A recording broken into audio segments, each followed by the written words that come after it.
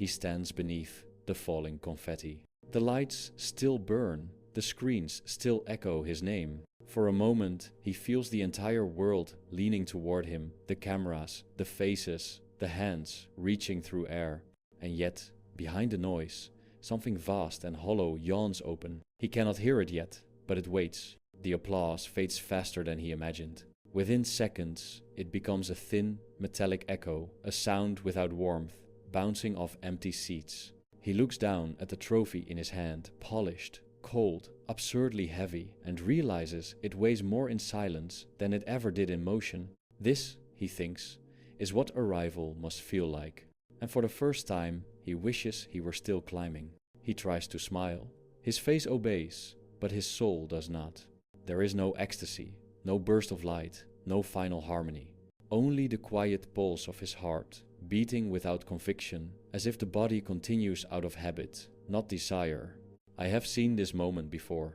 I have seen it in every man who has reached the summit he once swore would save him. I have seen it in emperors, in artists, in lovers, in dreamers who thought the summit would silence the storm within. And I have seen the same look, that flicker of confusion when they realize the noise outside has stopped, but the noise inside has not. You believe success will end your hunger, but success only feeds the thing that starves you. Desire does not die when you have what you want. It merely changes its face. It becomes more refined, more cunning, harder to name. He walks through the corridor of his own celebration, the sound of his footsteps drowning in the quiet. People congratulate him, their words dissolving into static. Someone says, "You did it." He nods, but inside the words slide off him like rain off glass. Later, in the hotel room, the silence is absolute. The trophy rests on the table. The city hums beyond the glass, indifferent. He removes his jacket, sits on the edge of the bed, and listens to nothing. For the first time in years, there is nothing to chase, no deadline, no rival, no mountain. He thought that would bring peace. Instead, it brings nausea. The will, that blind, burning force that moves all life, has been briefly satisfied.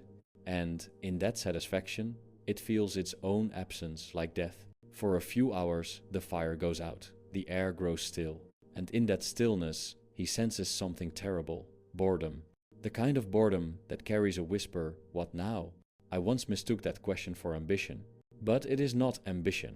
It is the will, reborn in despair, clawing for another object to devour.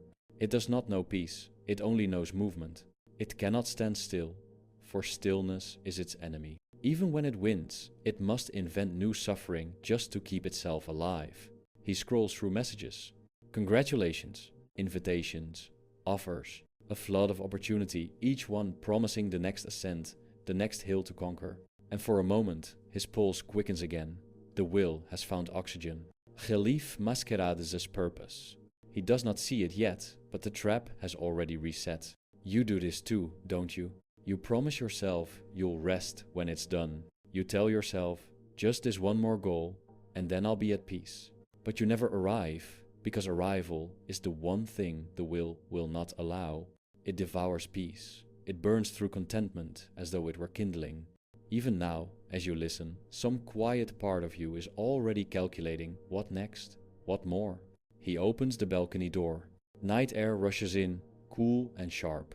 Below, the city glows like an organism, veins of light pulsing through its dark body.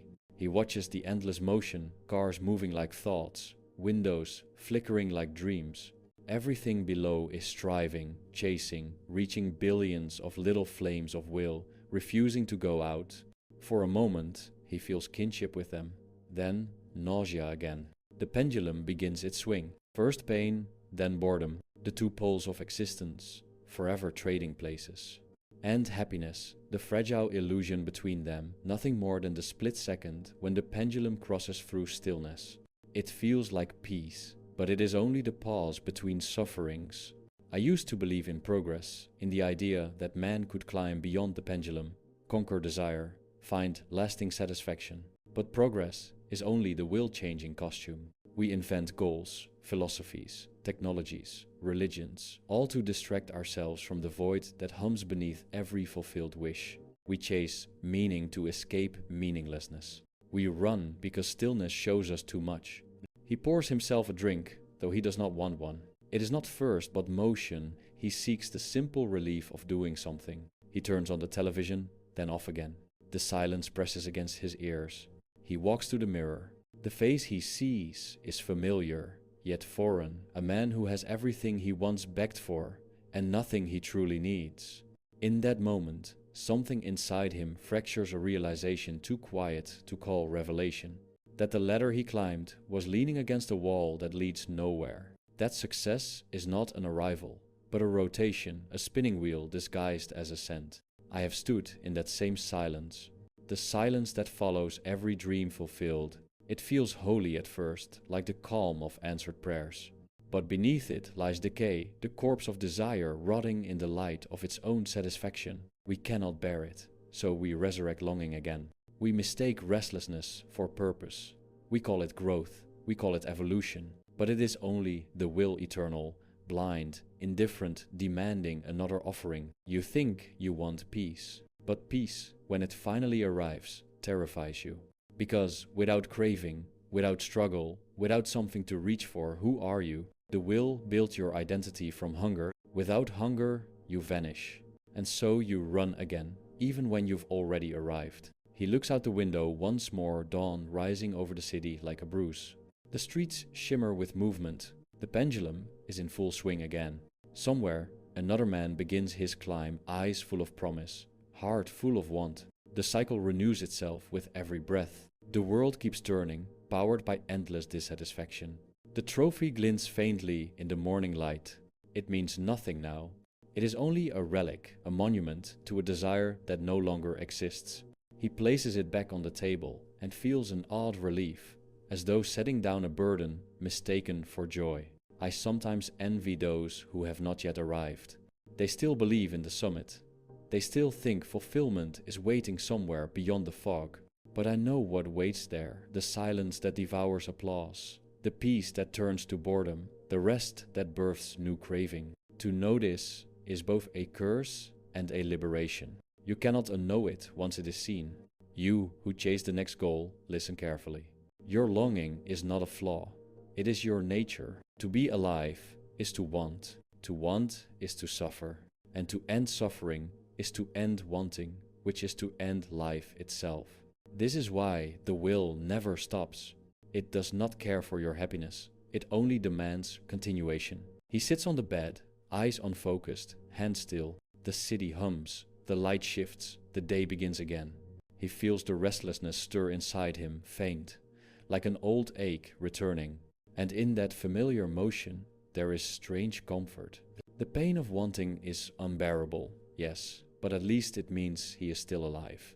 Perhaps that is the secret cruelty of existence, that we crave the very suffering that keeps us awake, that we mistake the ache of desire for the pulse of life itself. Without it, the world would collapse into silence, and we fear silence more than pain. I have stopped asking for happiness. Happiness, as the world defines it, is merely a brief anesthesia, the will stunned, not healed. Real peace cannot be found in achievement, because achievement belongs to the realm of wanting. Peace lives only in the suspension of the will, in those rare moments when you cease to demand anything from existence. But such moments are fleeting, fragile, unsustainable. The pendulum swings again, and you return to the motion. And perhaps that, too, is mercy, that we are never allowed to linger too long in the awareness of futility. He stands once more, straightens his jacket, and leaves the room. The door clicks shut behind him. The hallway lights buzz softly. Somewhere, another meeting awaits another plan, another ascent. The cycle continues, as it always has. I will not call it tragedy. It is simply the law of existence, the will seeking itself, losing itself, and seeking again. Every dream fulfilled is a new seed of unrest. Every silence conceives a new noise. There is no escape, only understanding. You can spend a lifetime chasing the echo of meaning through achievement, or you can turn inward and see the machinery for what it is. Once seen, it cannot deceive you again. You may still chase, still strive, still desire, but now you will know what you are serving. And that knowledge, though it does not comfort, will make you free. He steps outside into the daylight. The city greets him with noise and motion, the symphony of the restless. He walks into it, not with joy, not with despair, but with the quiet awareness that none of it can fill the silence he carries within. And somewhere, beneath the hum of traffic and time, the pendulum swings on, indifferent, eternal, unstoppable. He walks through the city that worships motion. Billboards burn with commandments: dream, strive, achieve. Every face he passes seems to be in pursuit of something: money, love, approval, escape. He wonders if any of them know what they are actually chasing, or if, like him, they run because stopping feels like drowning. The will hides in everything: in the child who cries for the toy, in the artist who bleeds for perfection, in the king who declares war for territory he will never walk upon. The will is older than reason, older than joy, older even than the self that imagines it is choosing. It drives the flower toward sunlight, the predator toward prey, the human toward meaning. It does not ask why, it only demands continuation. I call it the will, but it is not a thing you can see or touch. It is the invisible hunger that threads through all existence. It manifests as desire, as instinct, as the ache behind your every movement. It is not something you possess, it is what possesses you. You think you want success, love, peace, freedom, but what you truly want is the temporary quiet that comes when the will is momentarily fed. Each goal, each triumph, is just a morsel thrown into the mouth of a creature that never stops chewing. He remembers when the hunger first began. As a child, he wanted recognition, a small, innocent flame of wanting. When he achieved it, it multiplied. Each victory became proof that he could win again, that he must win again. Desire dressed itself as destiny, and so he obeyed, never questioning where the orders came from. Now, older, successful, weary, he realizes the truth. Every object of desire hides a second-phase disappointment. The sweetness of anticipation conceals the bitterness of fulfillment. The moment you have it, the dream collapses, revealing the will behind it, smirking, hungry still. I once thought knowledge would end the hunger, but even knowledge becomes another form of appetite. To know is to grasp is to want. The mind is simply the will translated into thought. This is why the sage and the addict suffer alike. The addict craves the drug. The sage craves liberation from craving. Both are movements of the same will, one crude, one refined, but neither free. He passes a street musician playing an old violin. The melody is haunting, imperfect, full of longing. For a moment, he feels the music quiet his mind. In that sound, something ancient stirs a silence beyond the will. But when the song ends, the spell breaks, and the restlessness returns. Beauty, too, is only a pause in the suffering, an interlude, not salvation. The will is clever. It can wear any mask. For the ambitious, it becomes pride.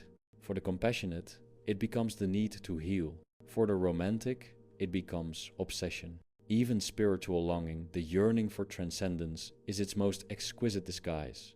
The desire to escape desire is still desire. You may think you're different, that your hunger is noble, refined, enlightened. But look closely. Underneath every pursuit lies the same primitive pulse: I want. The form changes, the essence remains. And the essence is suffering. He sits in a cafe, staring at the steam rising from his cup. Around him, people talk of plans, promotions, trips, lovers. Every sentence is an affirmation of will, the human faith that wanting must lead to happiness. He listens, not with judgment, but with a kind of tired compassion. They do not know that the thing they chase will hurt them the moment it is caught. I remember a time when I too believed in purpose. Purpose is the will's greatest invention, the story it tells to keep us running. Without purpose, the will would be exposed as aimless, mechanical, absurd. So we call its endless motion meaning. We worship productivity, ambition, the sacred duty to improve always to make the machinery feel divine. But the truth is colder. We chase not because the goal is worthy, but because stillness is unbearable. we are not driven toward the object, we are driven away from the void. And the void is simply the absence of will. He looks out the cafe window, people hurrying through the rain, clutching briefcases, scrolling phones, eyes empty but alive. They are not individuals, he thinks. They are conduits. The same force that drives a river to the sea drives them through their errands, their loves, their lives. The same blind necessity. The philosopher once said, "The will is the thing in itself. The world is merely its mirror, the visible shape of invisible hunger. Every joy, every tragedy, every heartbeat is its rhythm. To live is to be used by it. To die is only to be released from its grasp." You wonder why you cannot rest. You wonder why every goal, once achieved, loses its color. It is not your fault. You were born inside the will's machinery, programmed to move, to crave, to repeat. You can no more escape it than fire can choose not to burn. And yet knowing this changes everything. Awareness is not freedom, but it is clarity. When you see the will, you stop mistaking it for purpose. You stop worshipping your hunger as if it were your identity. You begin to act without illusion, not because you expect peace, but because you understand the game. He finishes his drink and steps back into the street. The rain has stopped. The sky hangs heavy with clouds. A child runs past him, laughing, chasing a red balloon. The balloon slips free, rising higher and higher until it disappears into the gray. For a moment, he feels envy for its simplicity to rise, to drift, to vanish, without wanting anything at all. I used to envy gods. Now I envy stones. For they exist without will, without suffering, without the constant scream of more. To be inert, to be still, that is the true peace, the kind the living cannot endure. But even stones are not exempt from the will entirely. In their stillness, the will sleeps, waiting to be awakened through form, through consciousness, through us. We are its instruments, the places where it remembers itself. Our pain is its awareness. He walks without destination. The city fades into abstraction shapes, colors, sounds without meaning. He feels detached, as if watching himself from a distance. The will still moves him, but he no longer believes in its stories. It commands, he obeys, but without faith. There is a strange freedom in obedience without belief. When you no longer confuse motion with meaning, each act becomes transparent, a performance scene for what it is. You can work, create, love, fight, but you know it is the will moving through you, not you commanding it. And that knowledge, bitter though it is, frees you from the delusion of control. You might think this knowledge is despair, but despair is only the shock of awakening from illusion. Once you accept the futility, it ceases to wound. Pain is sharp only when you resist it. When you see it as the natural rhythm of existence, it becomes bearable, even serene. He pauses by a river. The water rushes endlessly, carrying reflections of sky and stone. He thinks, this is what I am, a current moving without origin or destination. The river does not question its flow, it only flows. Perhaps peace is not in stopping the current, but in ceasing to believe it must arrive somewhere. I have learned to live as water does, moving without expectation. Not because I am free of the will, but because I have stopped arguing with it. To argue with the will is to multiply suffering. To see it, to name it, to let it pass through, that is the closest thing to wisdom this world allows. You cannot defeat desire by suppressing it. Repression is just another form of will. You defeat it by observing it without serving it. You watch the hunger rise, you feel it burn, you let it exhaust itself without obedience. This is not victory, it is detachment. And detachment, though it feels like death to the ego, is the beginning of understanding. He continues walking as the light fades. Neon signs flicker to live advertisements promising happiness, freedom, satisfaction. He almost smiles. The irony is too perfect. Every light is a lie, whispered by the will to itself, an endless marketplace of illusions, each more desperate than the last. And yet, amid the noise, he feels no anger. Only a calm recognition, the world cannot be otherwise. To curse the will is still to serve it. Only acceptance allows distance. I speak to you now, not as a teacher, but as a fellow captive. Do not seek to destroy the will. You cannot. Do not seek to feed it endlessly, either. That is madness. Instead, learn to watch it. When desire arises, say to yourself, "Ah, the will has awakened again." When boredom follows, whisper, "The will is hungry once more." And in that awareness, you create the smallest space, a silence the will cannot touch. He stops before a store window. Behind the glass, mannequins wear perfect smiles, perfect clothes, perfect stillness. They are what the will promises: beauty without hunger, presence without pain. But they are also dead. And he, with all his suffering, is still alive. He turns away, almost grateful for his restlessness. I will not romanticize suffering.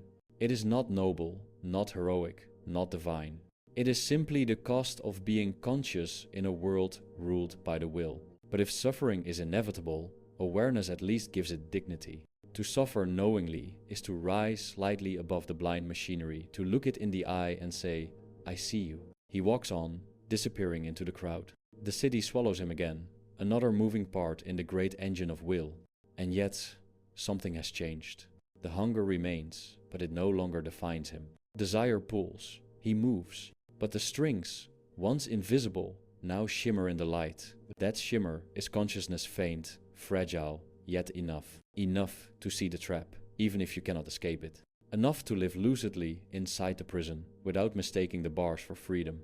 You will still want, still suffer, still strive. That cannot be avoided. But if you can see the will in every motion, in every craving, in every illusion of success, then you have already stepped 1 inch outside its madness. And from that inch of distance, truth begins to breathe. He walks through the marketplace of dreams. Screens flash, voices shout, faces smile with professional hunger. Everywhere, signs promise deliverance. New, improved, revolutionary. The air smells of sugar and plastic, the scent of desire distilled into commerce. He pauses before a wall of advertisements, bodies sculpted by algorithms, happiness rendered in pixels. Each image whispers the same prayer: become this, own this, be this. Behind the whisper, a deeper command: do not rest. The will has learned to speak through billboards. It sells itself in soft tones and bright colors. It tells you suffering can be cured by purchase, that emptiness can be filled by design. You obey because the lie feels kinder than the silence of truth. I have watched this evolution of illusion, from temples to screens, from priests to influencers. Once, the will disguised itself as religion. Now, it wears the face of lifestyle. But the promise is the same: salvation through wanting. Believe, buy, become, and when satisfaction fades, the market will kindly offer another version. You call this progress. You think freedom means choice, but choice, in this system, is only the freedom to select your own form of captivity. The will hides behind abundance. It multiplies options, so you never notice the sameness beneath them all. He steps into a department store. The lights hum with sterilized perfection. Every object gleams with the pretense of meaning: shoes promising confidence, perfume whispering seduction, devices murmuring belonging. He touches them, one by one, not to buy, but to feel the texture of illusion. Smooth, cold, empty. The cashier smiles, the smile of trained optimism. Behind her, a screen plays an endless loop of commercials. Laughter, success, family, youth. The dream of the species replayed as advertisement. The will has turned culture into machinery. Every art, every invention, every ideal becomes fuel for its engine. The human mind, capable of reflection, is now harnessed for production, producing novelty, distraction, consumption. Desire has become the currency of civilization. I do not condemn it, it is inevitable. A world without illusion would not survive a day. Truth, naked and unfiltered, would annihilate the collective. So illusion becomes the glue that holds the species together, a shared hallucination we call society. You, too, live inside this theater.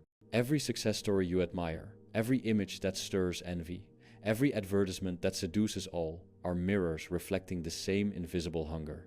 They do not speak to your individuality, they speak to your programming. The will knows you better than you know yourself. It designed your appetites. He watches a group of young people taking photos, capturing themselves against the backdrop of light and noise. Their faces are radiant, but their eyes betray fatigue, the exhaustion of self-performance.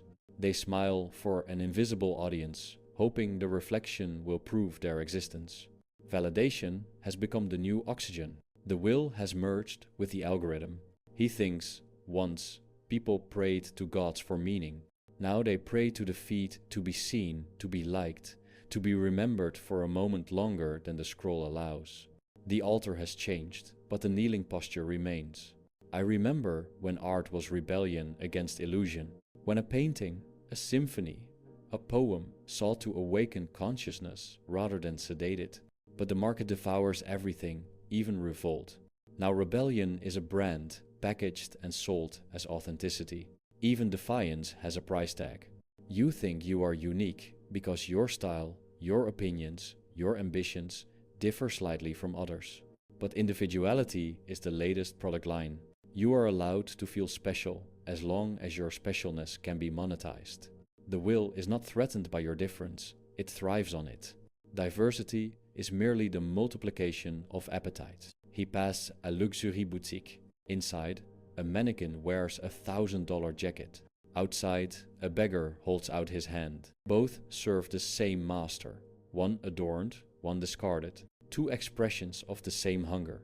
He drops a coin into the beggar's cup, not from pity, but from recognition. They are both fragments of the same organism. Both trapped in the pendulum swing, one chasing, one collapsing, both prisoners of the will. I have walked through palaces and slums and found the same essence beating beneath different skins. The will does not discriminate. It manifests as greed in the rich, as need in the poor. The difference is quantity, not kind. To envy another suffering because it wears gold is the purest irony. The culture teaches you to chase happiness as though it were a trophy. But happiness cannot be stored, cannot be owned. It is not a state, it is a symptom, a flicker of relief between tensions. To pursue it as a goal is to chase the shadow of movement itself. And yet, the entire civilization runs on this delusion. He walks into a cafe where slogans are printed on every wall. Be inspired, be limitless, live your dream. The words, repeated so often, have lost meaning. They function not as truth, but as anesthesia numbing the quiet terror that nothing ever truly changes. The people around him sip coffee, type on laptops, speak of projects and deadlines. The atmosphere hums with invisible anxiety. Each person believes they are moving towards something, but they are only circling within the same invisible cage movement mistaken for meaning. I once thought society was built by human reason. Now I see it is built by the will. Reason merely constructs the scaffolding. Logic, progress, morality, all secondary tools serving the same primal demand. Continue. We create meaning not to live well, but to keep living. You might think you can escape this machinery by rejecting it, by withdrawing, by living simply, by turning away. But even rejection becomes performance. Even simplicity becomes a brand, a style, a posture sold back to you. The will corrupts every exit it can find. He recalls a friend who fled the city to live in solitude, claiming freedom. But soon, that friend wrote a book about the experience, sold lectures, became a symbol of anti-modern authenticity. Even renunciation becomes commodity. The will swallows everything, even silence. There is a tragic beauty in that inevitability. It means the will cannot be defeated through opposition, only through seeing.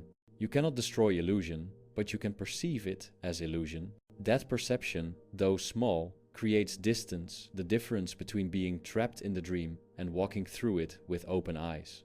He leaves the cafe, stepping into the evening crowd. The city glows like circuitry, humans as neurons, pulsing with commerce, lust, ambition. He moves among them, anonymous yet aware. He no longer feels separate from the madness, nor enslaved by it. He is both participant and witness, the one who acts and the one who observes. I have learned that clarity does not isolate you. It integrates you differently. You still play the game, but you know it is a game. You still strive, but without the poison of expectation. You still move, but without mistaking movement for progress. This is not cynicism, it is lucid participation. You ask what freedom means in such a world. Freedom is not escape.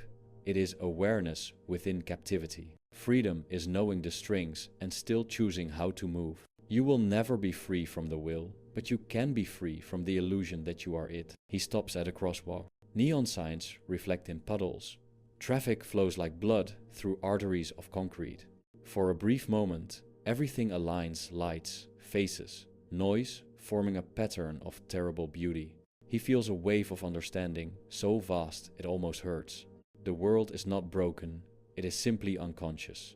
He crosses the street. Behind him, a giant billboard flickers a model's face, dissolving into static, then reappearing, flawless again. The endless resurrection of illusion. He almost smiles. I do not hate the world for its deception. Illusion, after all, is compassion. It softens the unbearable truth that nothing we achieve can save us from the will. If we saw reality naked, the blind striving, the endless repetition, few would choose to remain. So the world covers itself in glitter, and we call it hope.